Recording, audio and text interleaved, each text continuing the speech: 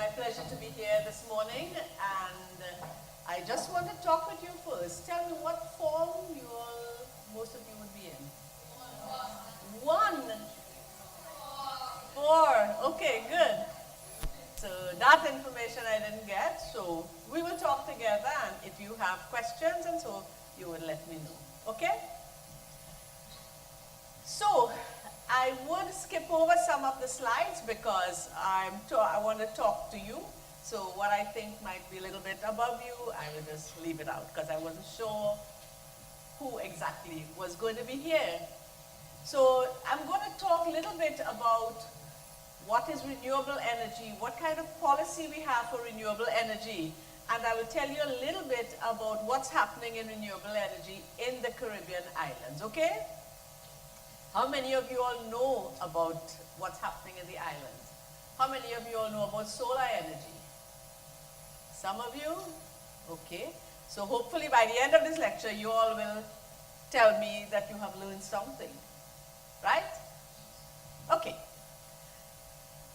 So when we talk about renewable energy, if you don't leave with anything, make sure you know what renewable energy is.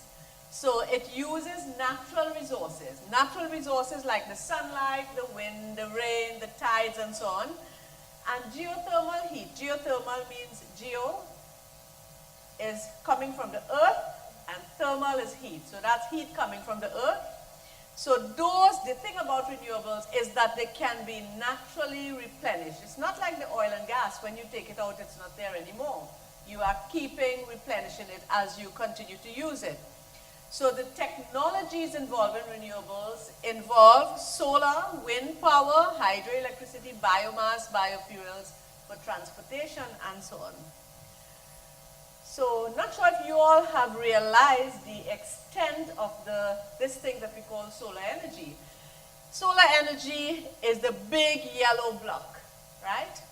And if you look over here, what kind of coal reserves we have in the world? Next, we have the oil reserves. Next, we have the gas reserves. And the red block is uranium reserves. And these are all in comparison with that huge block of solar energy. So if we have so much, why are we not using it more? And you see up there, that small blue blocks, if we put that here, is how much we are consuming, how much fossil fuel we are consuming. And fossil fuel, the constant burning of fossil fuels is what is causing the emitting of pollutants and so on for the environment.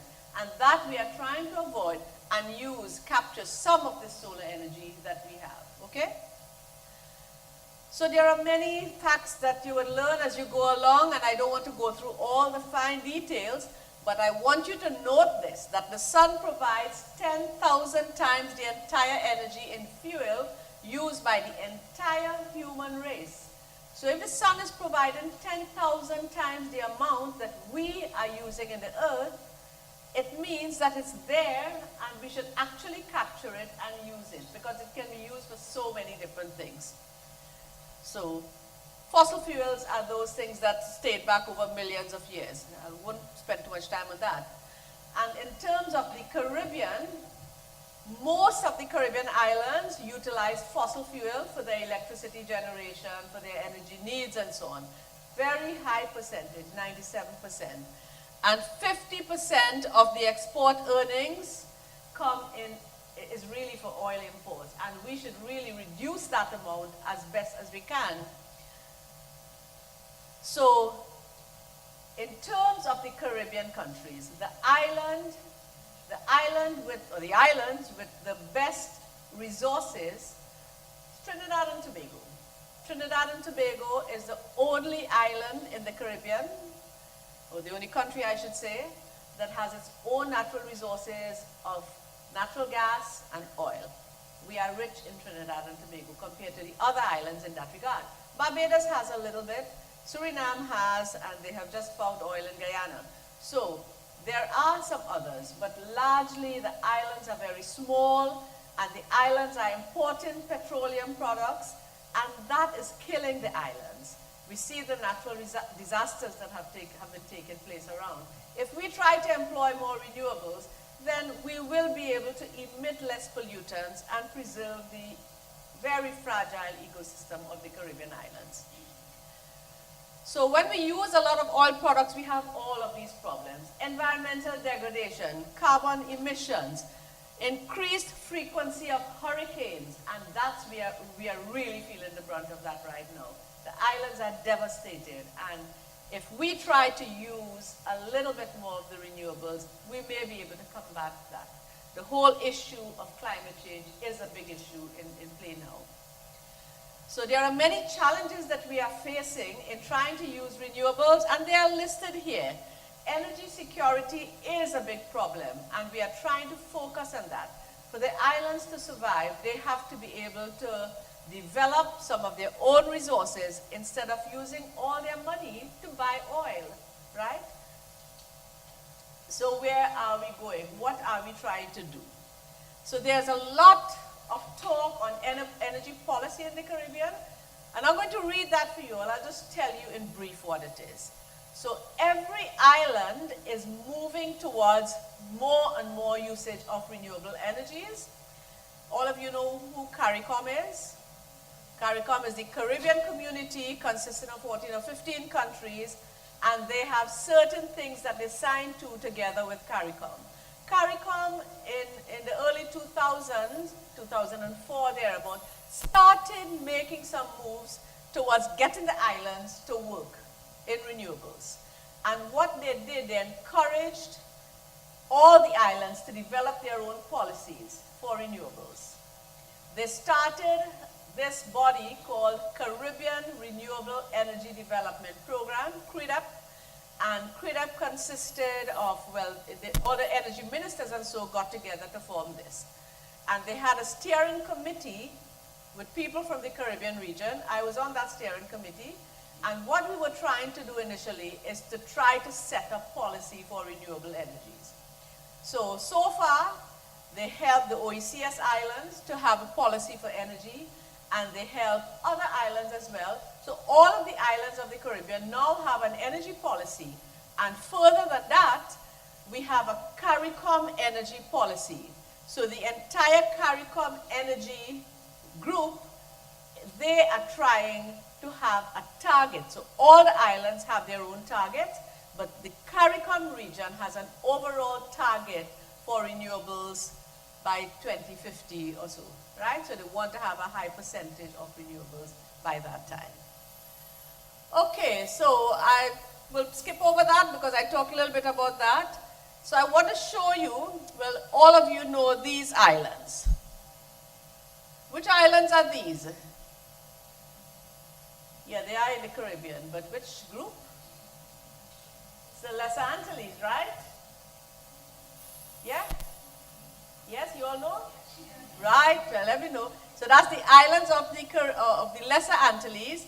And these islands, as you realize, are the ones which are so vulnerable. These are the ones up here which have been badly, badly hit by the hurricane. All of these islands here, Dominica got the brunt of it, and some of it didn't go so far down south this time, but they got the brunt of it. And really, we have to see what we could do to protect those islands. But these islands here, I will explain something to you. This Lesser Antilles group, more than the Windward, more than the others, the Greater Antilles, they are rich in a particular resource. Does anybody know or can guess what that resource is? Geothermal energy. Geothermal energy, which the Caribbean region is trying to exploit in very early stages. So I'll tell you how it happened. So you all know that continents and so have plates, right? So the North Atlantic plate is big compared to the Caribbean plate. So the North Atlantic plate, many, many, many years ago, slipped under the Caribbean plate because it is heavier. And while it slipped under, the earth has a lot of hot magma inside.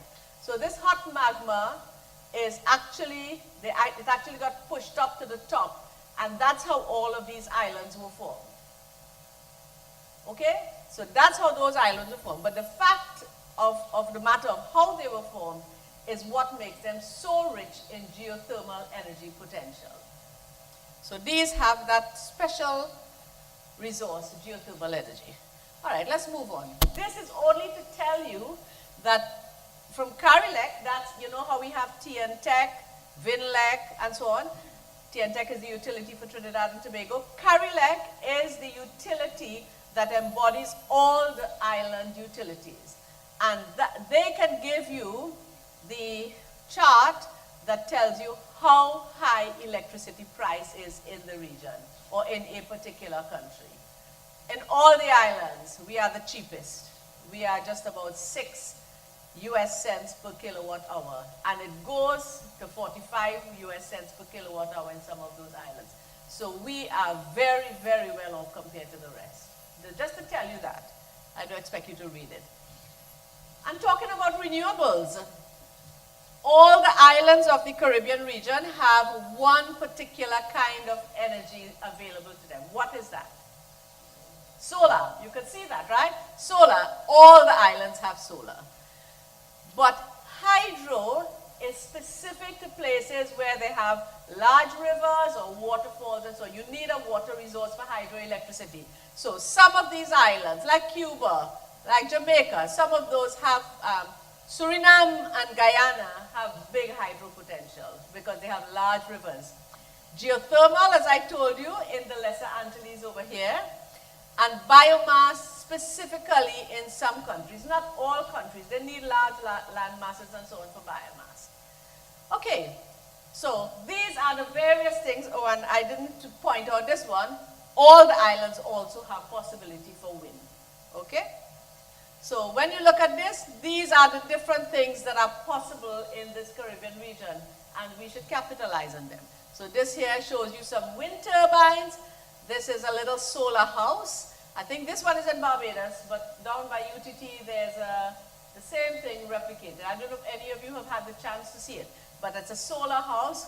There's solar photovoltaic panels on top there and various other renewable devices.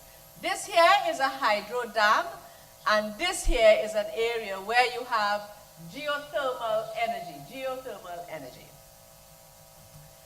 So I will tell you in brief, you all can read while I'm talking, but Barbados is the island that is most advanced in terms of renewables. Barbados is going towards a complete green economy. Barbados is going towards 100% renewables. So, some years ago, Barbados in the 1990s, 1991 or thereabout, they started a solar water heating industry. And they have manufactured solar water heaters in Barbados over a long period of time and of good quality. The company that started it was Solar Dynamics Limited, and I was supposed to bring you a little model, but I just never found the time this morning. So, how many of you have seen a solar water heater? I'm really sorry I didn't get to bring it, but I will try to, sometime during the week, bring it. I'm not sure if you all will still be here, but I'm really sorry I couldn't bring it this morning. But the solar energy the solar water heater, uses solar thermal energy. And I will just explain the difference between solar thermal and solar electricity.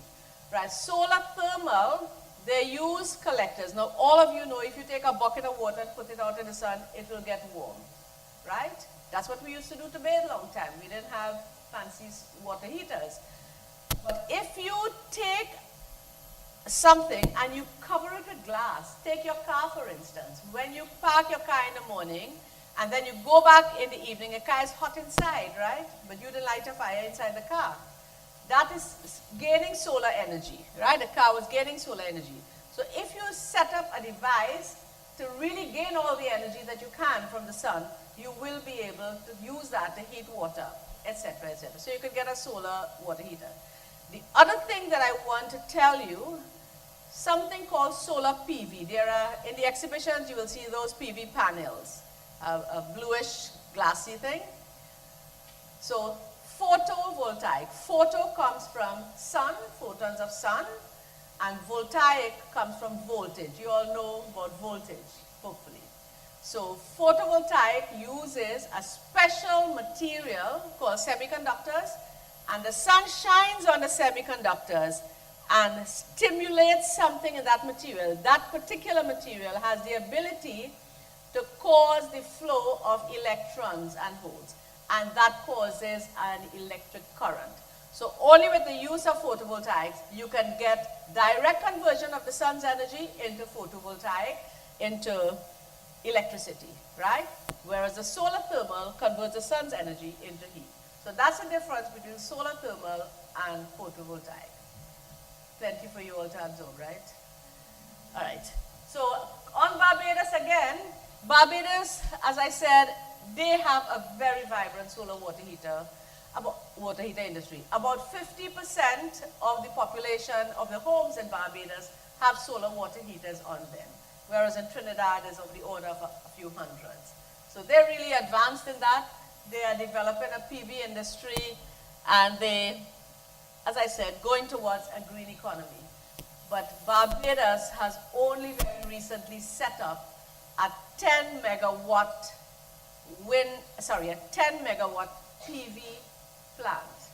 So they are making electricity to the tune of 10 megawatts, right? It's a very new, installation, and I will show you a photo of that. This here is a battery of solar water heaters on a hotel. It's really good for a hotel industry, but for the home, you can't go wrong. I have one since 1994.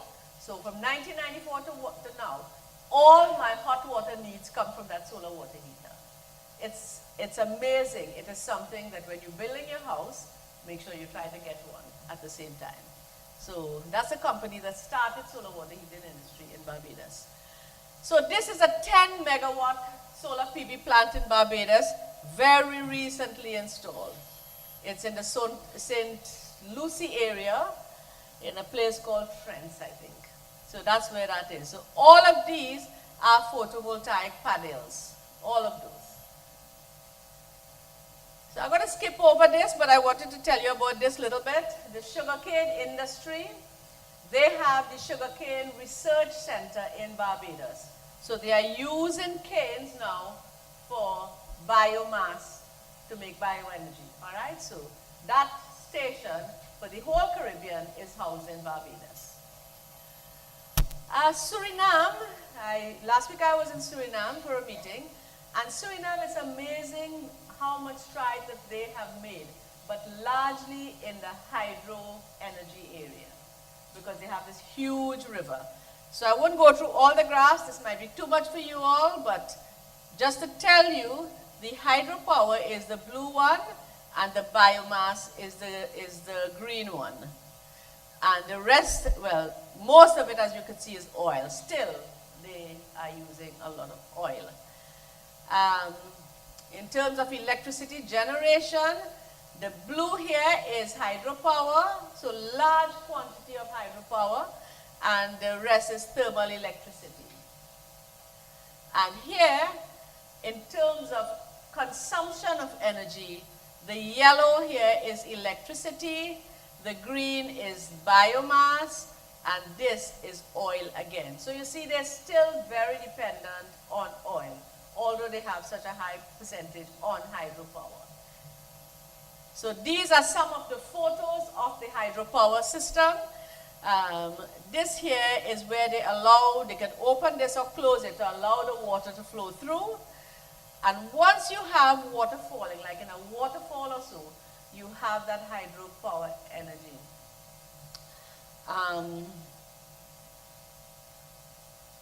You all don't know about kinetic and potential energy. Some of you know. So once you have flowing water, you have kinetic energy. Kinetic energy is energy due to motion, right?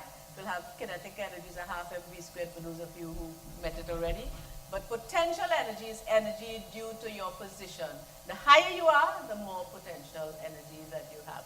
So here we're talking about the kinetic energy of the flowing water that's used to make electricity. Jamaica is really moving ahead with their renewables development as well. They have done a lot of things, and they have a lot of small photovoltaic installations and so on. They have hydro facilities, They have a hydro facility, and they have a large hydro one, almost 24 megawatts, They have another potential site of 50 megawatts, and they have plans to keep developing. So they have also signed an MOU to explore further alternative energy. And here, this is wind energy. Now, this one here is a photo that I took. This is the Wigton wind farm. In terms of wind energy, Curacao was the first island to have, and they always had wind farms, and they're expanding. But in terms of the English-speaking Caribbean, Jamaica was the first one to set up a wind farm, and they set it up at this place called Wigton. Right, so I was telling you about this wind farm in Jamaica, right? This wind farm in Jamaica. So it's beautiful, and they started off at about 20 megawatts, then they doubled it, and they are going further again. And these are some of the things that they need to use together with the wind energy system. This is another wind farm here. And this one, I put this photo to tell you, once the government has the urge to do it and really want to push ahead, they can make it happen. We in Trinidad have the money. We should really push some more money into renewables. So this is the Minister of Science, Energy and Technology. That is Honorable Andrew Wheatley. That is him here. And he is exchanging greetings with the United States Ambassador to Jamaica. This is this guy here. Anybody knows who this guy is? Who? Richard Branson. That is the big Richard Branson who owns Virgin Atlantic Airline, right? So, and then let's see, right here, Richard Branson looks on. Richard Branson is moving into renewables, actually. He's very interested in this. I would like to meet him. He has plenty of money. He could give us some to develop some renewables for Trinidad, only for that reason. Right, so then there's a lot of smaller installations, and so you can see on this, I think it's a church building. These are some other installations that they have. On a hotel, they have renewable photovoltaic there on the top. So from 2000, which is here, to 2015, you see the dark blue is residential installations, and this one here is the residential, and this one here is non-residential, the lighter blue, and the utilities. So that is, anybody know the utility in Jamaica? JPSCO? So anyway, for the utilities, they have really expanded, right? They have gone up a lot with their wind and their solar installations. All right, let's move on. Dominica. Dominica is a sad story right now, really sad story. And Dominica is one of the islands that has very high geothermal energy potential. And they've been trying to set this thing up and really have been struggling. And now to be hit like that, so all the little work that they have done, or plenty work, kind of has gone down the drain. They have plenty potential for the sun. Here we have river, here we have geothermal. So they have a lot of resources, and they are trying to use them. So one of the things, so this is Dominica here, and this is Guadeloupe here, and this is Martinique here. So they're trying to set up the geothermal energy and export to Guadeloupe and Martinique by underground cables. And I will mention here that Guadeloupe is the only island in the Caribbean that has a geothermal power plant at Buyante, and I will show you that. All right, so this is Dominica. Won't go into all those details, but they operate a 7.6 hydro facility, megawatt. So the hydro is a big thing for Dominica as well. St. Lucia is trying to do a lot. They have all good intentions. They have many small PV projects and so on. Government's supposed to remove import duties on light bulbs and so on, but St. Lucia is also investigating their geothermal potential, which they have. So a lot of work has been done. Anybody here has been to St. Lucia? And you've been to the Sulphur Springs? Yes, that's great. That's great. And you see all the smoke coming up? Well, that's a geothermal energy potential site. The problem with that area is that UNESCO named it into a World Heritage Site, so they cannot drill there. So they have to take it, drill horizontally and take it to another place. So they have not quite set up their geothermal plant yet, but they do have. This area here is a beautiful area with the peatons, and as I said, it's by the Sulphur Springs, but it's a World Heritage Site, so they cannot drill there. St. Vincent is doing a lot of work. St. Vincent is big on hydro, and these are 5 hydro stations that they have. South Rivers, Richmond, Cane Hill, Cumberland, and Lomans Bay. So geothermal is big, and they are moving ahead also with their geothermal potential. They have that Soufriere, a volcano. Once you see the smoke coming out, you know you have some geothermal potential there. They are working closely with Iceland. Iceland, almost the whole island is geothermal. So they have actually taken a lot of people for training in geothermal they've taken them to Iceland, but St. Vincent is really working closely with the Icelandic group. So the Prime Minister, Ralph Gonsalves, stated, even if you have a lot of solar, you're still going to need a hydro and the geothermal and the diesel that carry the base load, right? The base load is the large, big amount you want when everything is working. So when the Prime Minister has that drive, things can move ahead. Guyana, the story of Guyana, they have huge rivers. They say what we call river, they call drain in Guyana. But thousands of megawatts of potential in Guyana, and they have this planned project, but it has not taken off the ground yet. But they have some smaller hydro sites. Hopefully we will see that coming to fruition soon. But since they found oil, we don't know how much they will pursue this anymore, because they're actively trying to pursue the oil. And as I mentioned, Guadeloupe is, they have big wind farms in Guadeloupe as well, but the geothermal plant is in Buyante, and they contribute about 8% of their electricity consumed. And they have this plan as well to use some of the Dominica's geothermal.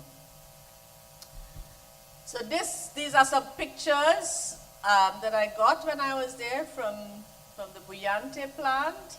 This is the only one operating in the Caribbean. They started off with 4.5 megawatts, and then they went on to close to 15 megawatts. They added some 11 to that.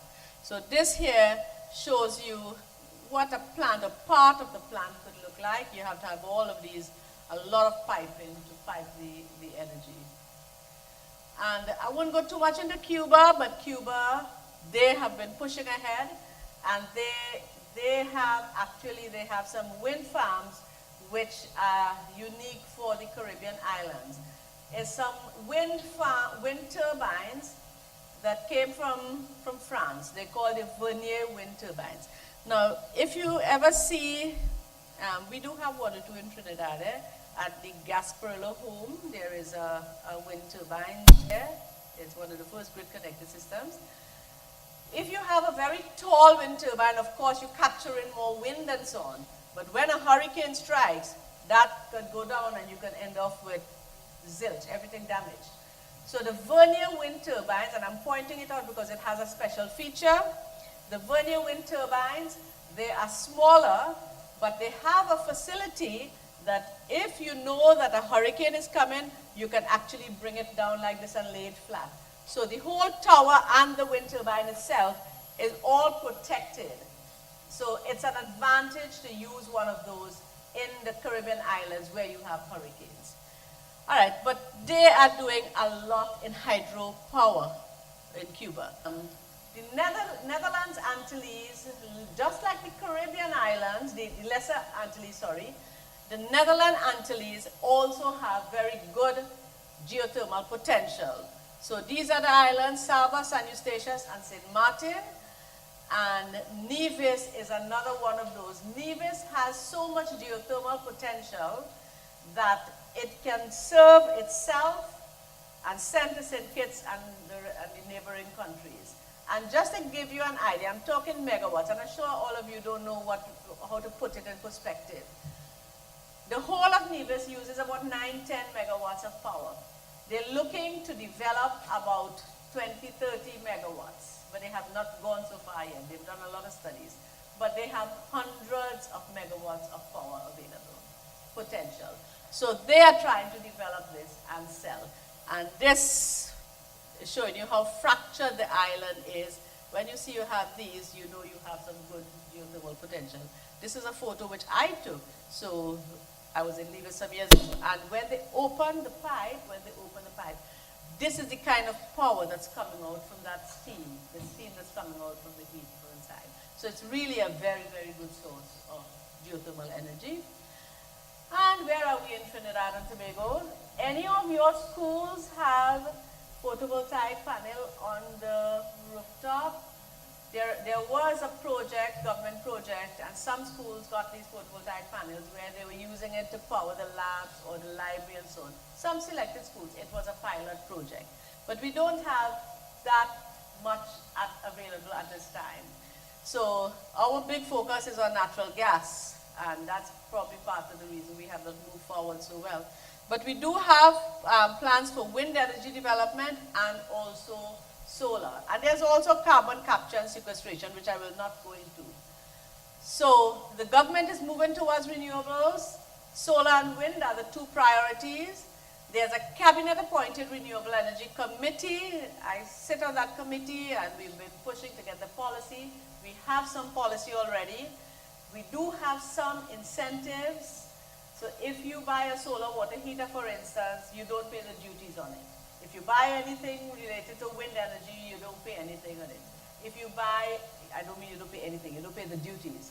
If you have a photovoltaic system, you don't pay the duties for those panels. So the cost is reduced, right?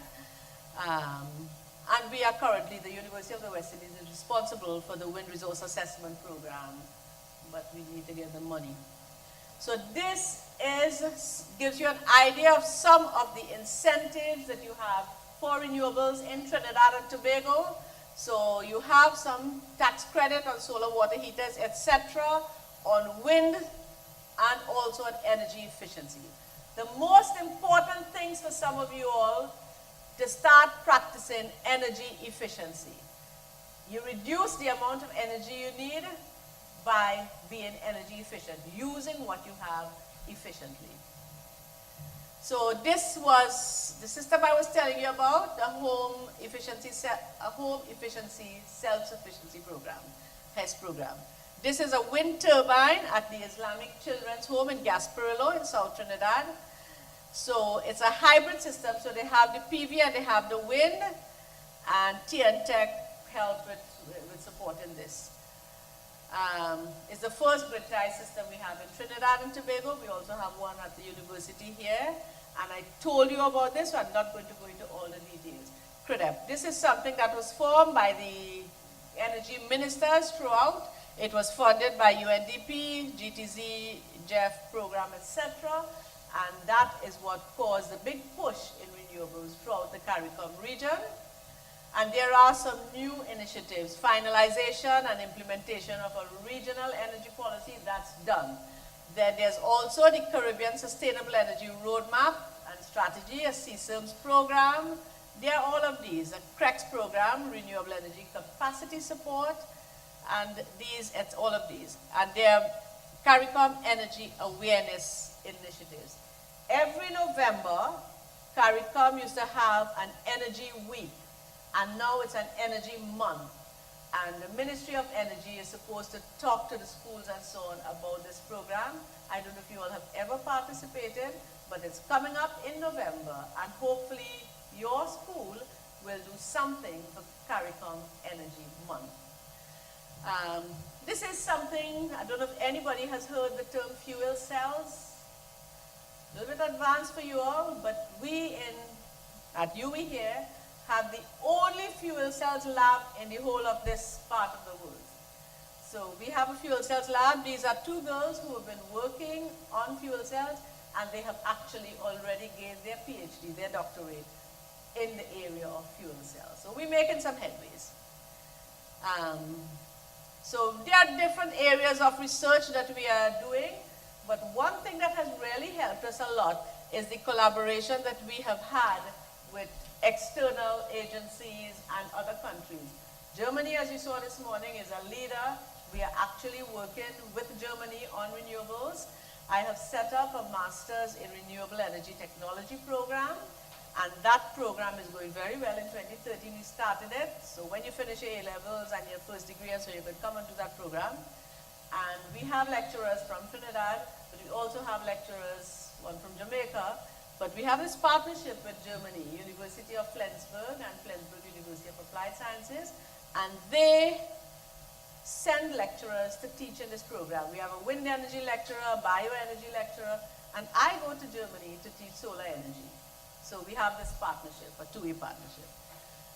This is a system from Flensburg University, system on the rooftop that they have there.